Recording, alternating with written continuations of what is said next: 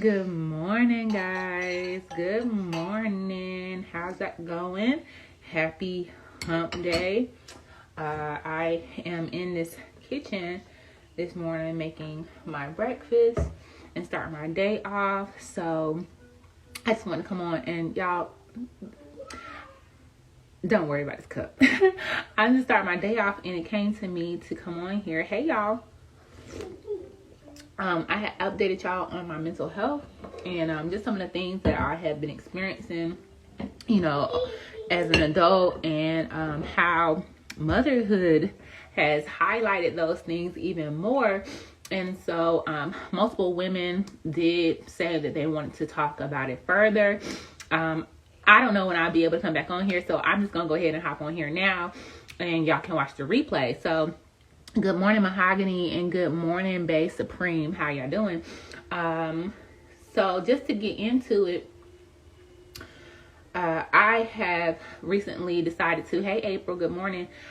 Since the boys have been born, postpartum, we don't talk about it enough in the Black community. And so I had this dream and this fairy tale, you get married, you start a family. Like, that's just how it goes, right? I have seen all of my clients, most of my clients are moms also. So, you see people handling their kids and dealing with their kids, but they don't really talk about like what it takes to be a mom. And so prior to having kids, I thank you so much, April. Prior to having kids, I was a very independent person. Prior to being married, I was a very independent person. I just was living my best life, and motherhood looks completely different than, and being a wife looks completely different than, a solo independent stylist that comes and goes as they want, has lunch and drinks and just lives this, this life that I had dreamt of. And I dreamt of this as well, but I didn't prepare myself for what this other side looked at. And I had underlying mental health concerns that I just kind of was coping with and thought I was handling. So, when we found out that we were having two babies at once, when we found out we were going to have the twins, I just knew that my life was like about to be upside down, but you still cannot prepare for what that looks like. So, we brought the boys home, you gotta adjust, which is huge. With us, with it being two babies, one baby may sleep well and the other one may not. Just as you're getting one sleep, the other one wakes up. So those first few months were just like days were running into each other. I didn't know who I was. I was looking at my body, trying to figure out what was happening. Like, it just was like, I felt like I was having this outer body experience. The babies were beautiful. They, it was a lot of joy in that, but I was going through an emotional roller coaster, I am fairly skinny. So to see my stomach got really, really dark. I mean, like close to my hair color. My stomach got really dark. It was not lightening up after I had them. I didn't know how long it was going to take to lighten up. And then since it's been, flattened out, I still have a whole bunch of extra skin because look how little I am. I carried two babies. My stomach was huge. And so, I had to accept my new body. I had to keep on showing up for them. I had to take care of me, which seemed like there was no time for that. And so around the 6-month mark, I actually got really burnt out. I was overly emotional. I was super negative. I could feel myself just being a bitch. Let's just be real. April really quickly says, oh, it's a lot. There goes one now. Carrying my say hey. Come on. You want to talk to the people? Yeah? You want to talk to the people? Good job. So, y'all, it took a lot to get here, Say hello. Say good morning. Say good morning, Leland. Say good morning. So at the 6-month mark, I actually was going through stuff with my family, that I was dealing with prior to having the babies. And, it was just like enough is enough. I can't keep on showing up I can't imagine how it feels for my husband to live with me. Like, let me get help because I cannot manage. And so Mahogany said hello. Miss Mahogany said hello. Say bye-bye. Say bye-bye since we working on hello. Say bye-bye. Okay, fine. You just looking at yourself? And so at the 6-month mark, I signed up for therapy. I called around to a couple of different places. A lot of them didn't take my insurance, and someone had asked me how I went about finding my therapist.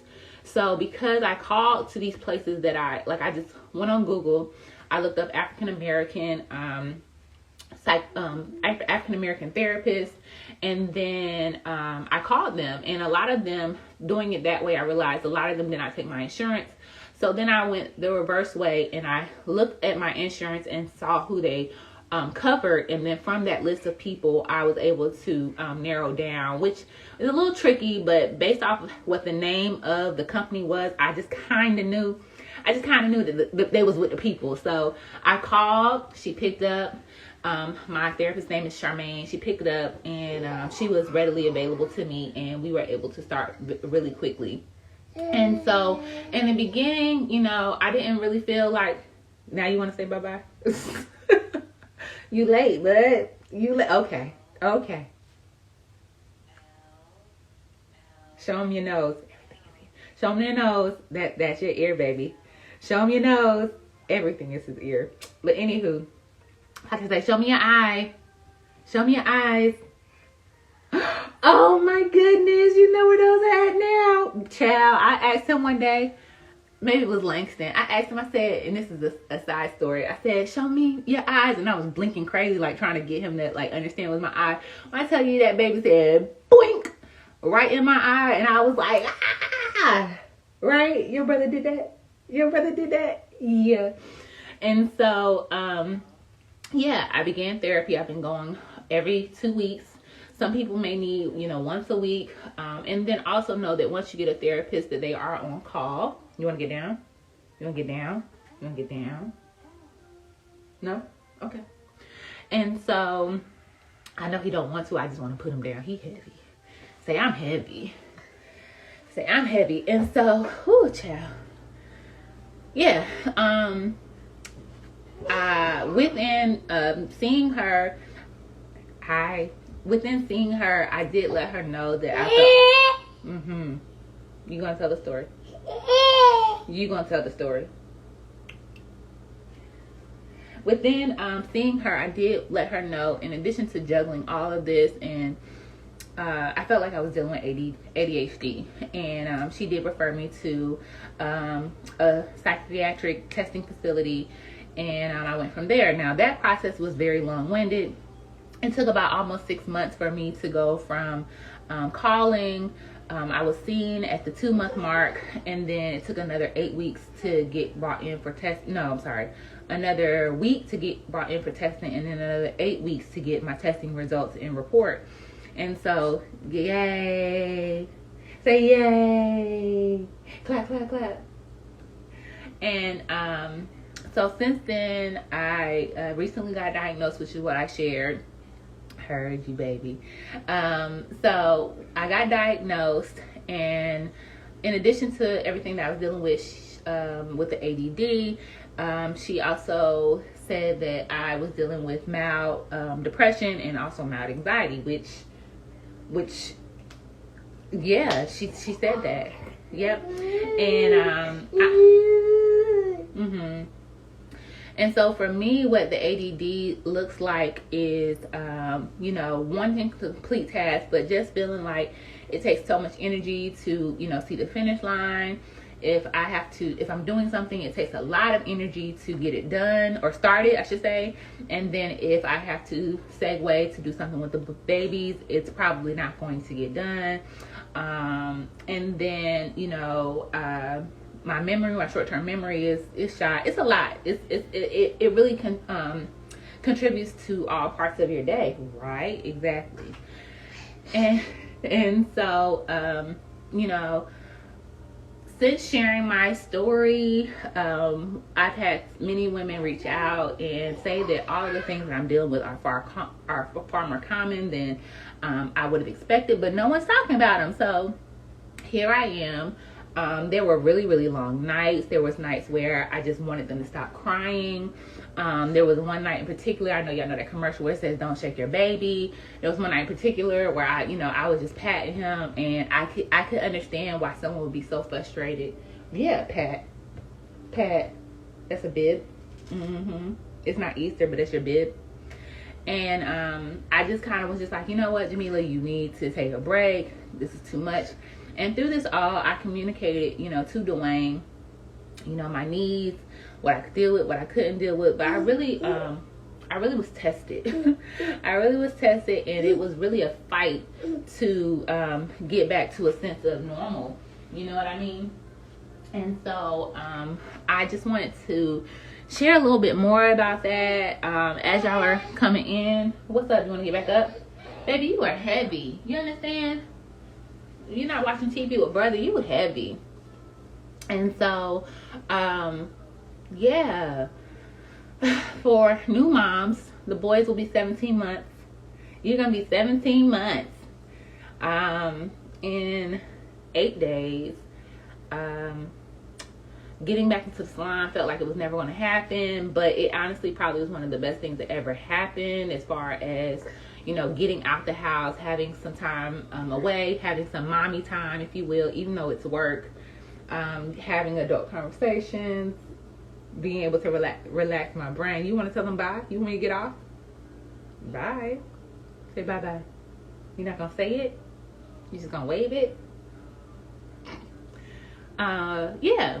So I know this might be all over the place, but I just wanted to come on while I had the moment, while I was drinking my coffee, or was trying to drink my coffee in one moment, and talk about that. My coffee actually is decaffeinated because I had someone ask me how I felt about medication. I have decided to take the medication route for my ADD. And I'm hoping that being able to show up and complete tasks will give me the, no, that's mommy. You can't have it. You want your cup? You want your cup? So that's mommy's cup. And so I'm hoping that they will, being able to manage tasks better will help me reduce my anxiety, because I won't be overwhelmed by the mountain of things I have to do. And with that also, I hope that brings down my depression. So I'm going to take these first 30 days. Today is day 5 of being on my ADD medicine, and I'm still trying to figure it out. Finding the right medication, the right dosage is an experiment, really. So I say all this to say, I encourage moms, I encourage Black women, I encourage you all to really pay attention to your day-to-day, right? And see if there's things about your life and your day that are just kind of like a little off. And talk to someone about those things, because we oftentimes have been dealing with what we've been handling for so long. We think it's normal, and there's always an easier way. And communicating those things and having someone to bounce your ideas and your emotion off of, they really help. Let's go play with brother, son. Go play with brother. Go find brother. Look, there go brother.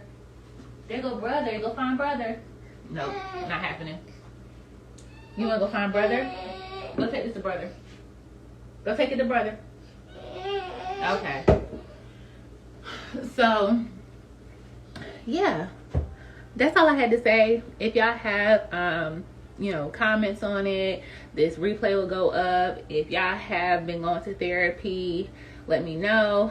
I find that many more women, I think the number is 75% of people who have ADD don't know it. It goes undiagnosed and is self-medicated, through alcohol and marijuana, things of that nature.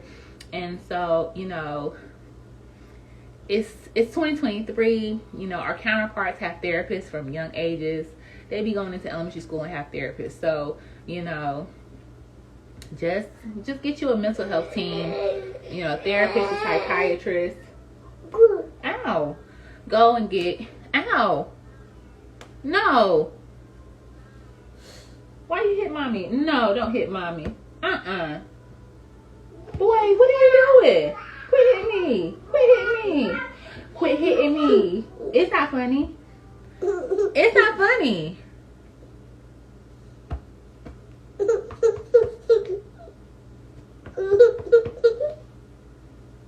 I'm an eye for an eye kind of mama. But yeah, so I was saying that it takes a village, and you can't do it alone. My encouragement is that you tell, okay, it's a pet. Okay. It takes a village, and I strongly encourage anyone who is not a mom to really assess your mental health. And I have some tips that I wanted to share in the near future about it. Before you decide to become a mom, if you aren't a mom, you know, you have to think about a lot of things, about your lifestyle, about, you know, your norm, about your finances, about your mental health. You have to think about all these things beforehand, because it is only intensified once having kids. And you don't know what you're gonna get. You might get two. You could, you know, you never know. Multiples are a thing. And if you don't have a support system beforehand, do you want to get down?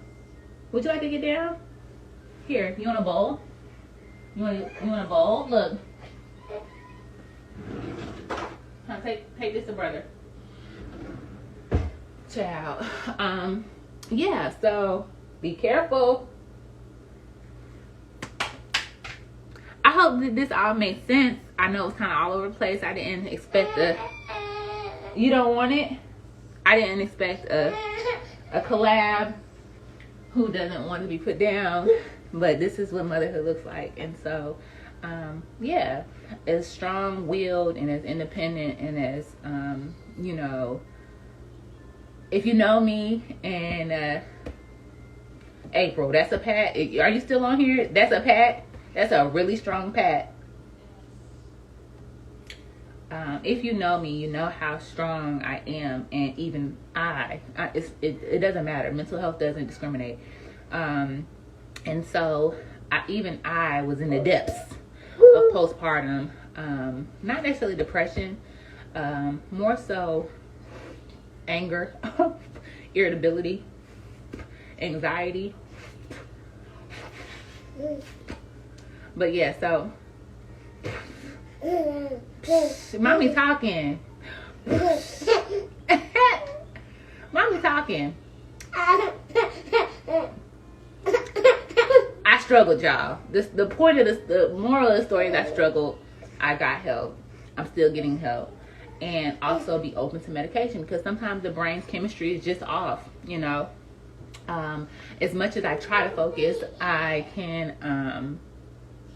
just can't focus. And then because I want to focus, I get upset and it makes me feel bad. It eats away at my self-esteem, which is a part of ADHD. It eats away at my self-esteem because I'm not showing up how I want to show up. Not like I don't like who I am. You know, I'm not confident. I don't know. You know, I don't feel like I look good. But like another part of your self-esteem, it's a lot. It's a whole big spectrum, right? Say it's a whole big spectrum. Ew, that thing wet. Yuck. That's a drooly finger. No, it's a drooly finger. But we're gonna get off of here. I hope that y'all enjoyed it. Boy, y'all, really quickly. This one, show them your teeth. You gonna show them your teeth? This one has a tooth coming on top and then 4 on the bottom, and he is BITING. And I just got BIT. And he thinks it's funny. All right, y'all. Bye. Let me put this boy down before we fight in here. Y'all have a great day, okay?